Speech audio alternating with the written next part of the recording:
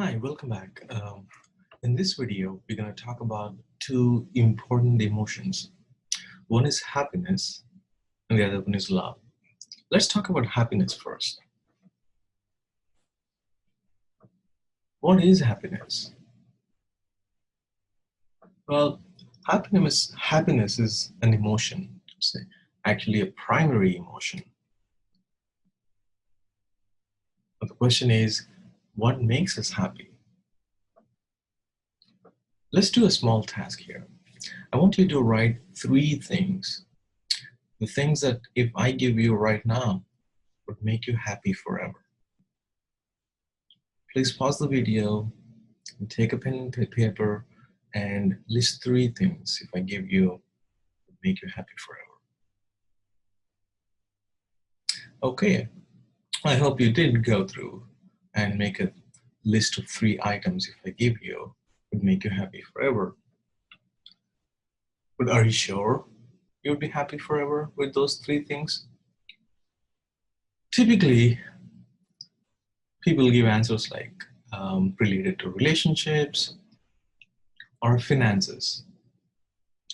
But these are actually not the things that make us happy.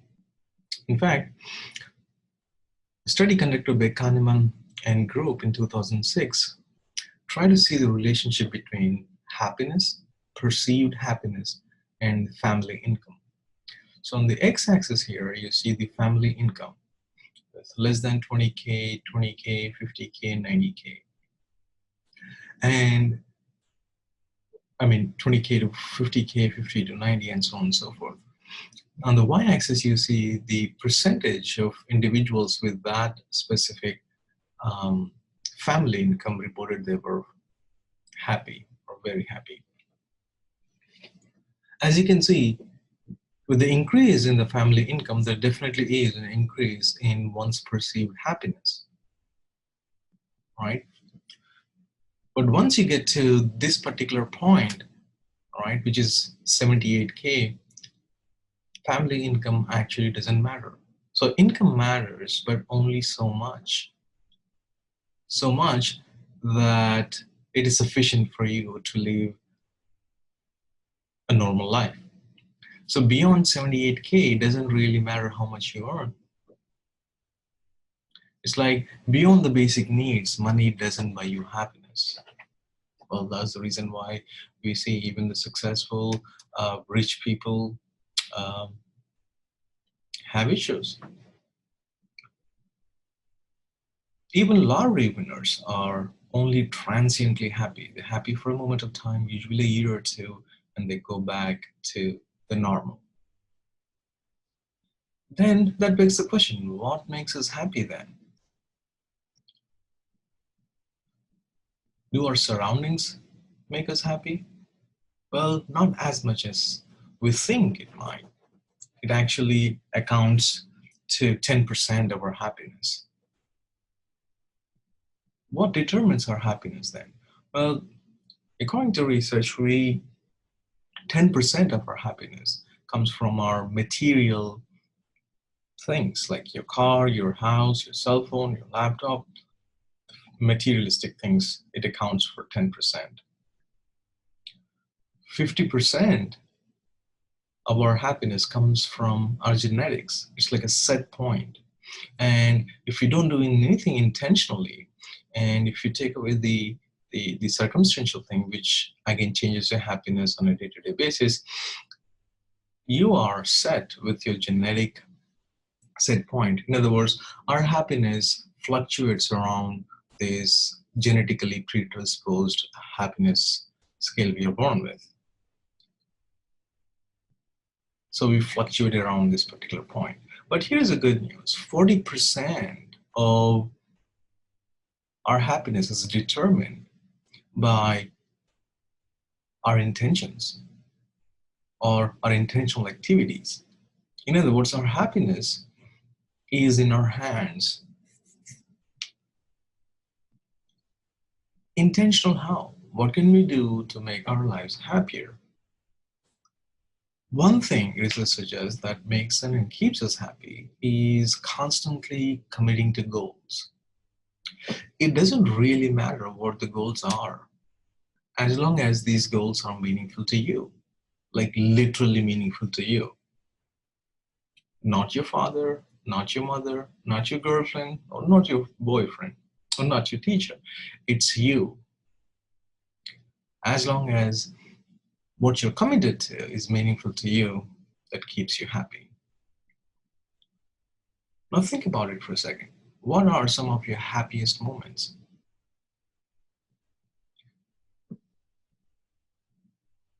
Were you pursuing something?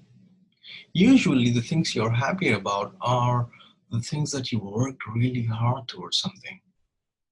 Even if you did not gain or get to where you wanted to, the fact that you worked hard makes you think right now about those experiences, the happiest ones. And especially if the things that you were working really hard were meaningful to you. And if you think about it, our happiness, were you happy for a long time? That situation, usually it's not. We'll talk about it in a second. So what are some of your unhappy moments? Were you pursuing something? Usually we feel unhappy about things when we don't pursue something. Was it meaningful to you? And usually we are unhappy when you are pursuing meaningless things. Things are not meaningful to you, but still you're putting 10, 30 hours a week. And how long was that emotion? Well, our emotions, either positive or negative, are ephemeral. In other words, they're very transient. You experience and you get over it, it's gone. Bottom line then, to be happy is to do things that make you happy. Follow your dreams, set goals, and commit to the goals. That's what makes us happy. Of course you'll fail, so don't give up. Get up and keep going. Happiness comes not from material possessions. Happiness doesn't have to sit at the genetic set point. Happiness comes from purpose in life. Really knowing who you are, what you're good at, what you like, and trying to be good at what you like is what makes us happy. Finding purpose in life, finding meaning in life. In fact, in the last unit, we'll talk about meaning in life. And life is actually a search after personal meaning. You can find happiness once you know the meaning in your life. You can find happiness in meaningful work. And there's a video that you'll watch in one of the activities towards the end. You can find happiness in investing time in your family. You can find happiness by doing something good or working for the community you live in. One thing you can do, Tony Robbins is um, um, this motivational speaker, and this, I like this idea of CANI. CANI is constant and never-ending improvement. So if you commit to constant and never-ending improvement in a specific skill or specific activity you're interested in, let's say you love singing, well, commit to being constant and never-ending improvement. Commit to be making constant and never-ending improvement in singing without any pressure about participation, without any pressure about winning contests. It's just about being a good singer. That constant never-ending improvement in things you really enjoy the most will actually make you and keep you happy. Well, what is more if you have many such things that you're really interested in? The more you have, the better and more goals you have to commit to be constant and never-ending improvement in those things. Well, what if we don't like to do something, but we still had to do it anyways, right? Well, fool your mind. Your mind really doesn't know the difference between real and fake. Fake fake that you like it till you make it. That's the expression, right? So there is actually research to support this particular idea. It's called the facial feedback hypothesis. Now let's do this simple task here. I want you to hold a pencil in your mouth between your lips for 60 seconds, not your teeth, so you're just holding with your lips. Are you ready? Okay, let's try this.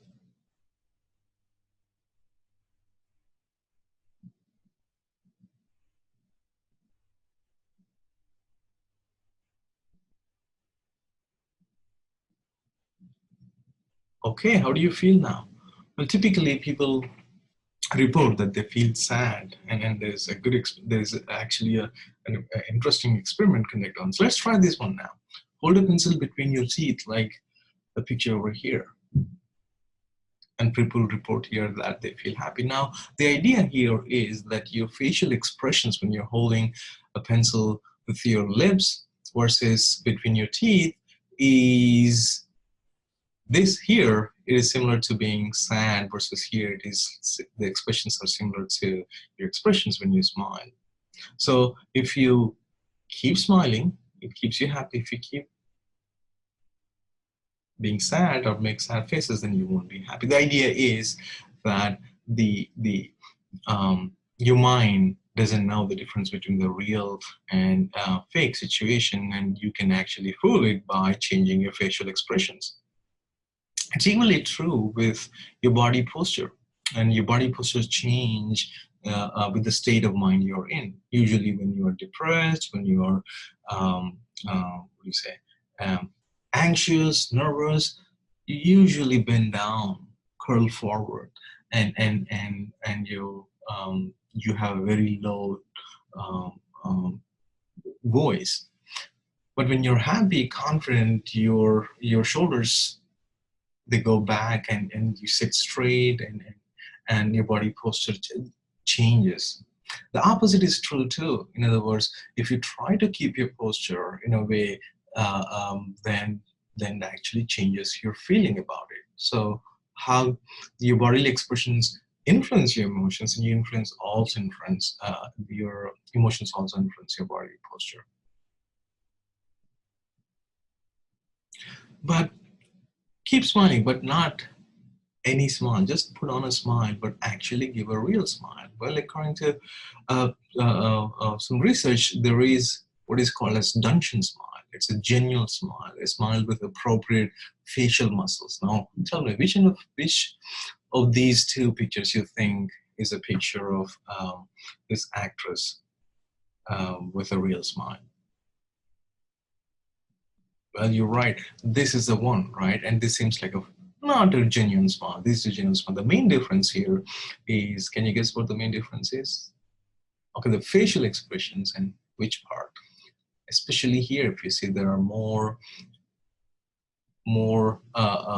activity here. You can see the wrinkles here more than, not wrinkles, but you can see the expressions here, but you don't see any such thing here. Usually in a dungeon smile, you see activity here, here, and around here.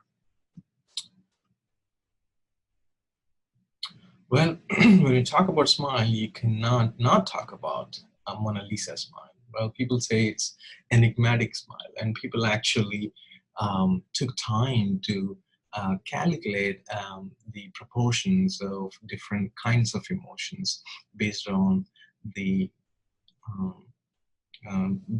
facial expressions and the specific muscles that are involved in the smile. And they found that 83% of happiness is what is shown in this figure. And the smile in this shows 9% disgust, and 6% fear, and 2% anger.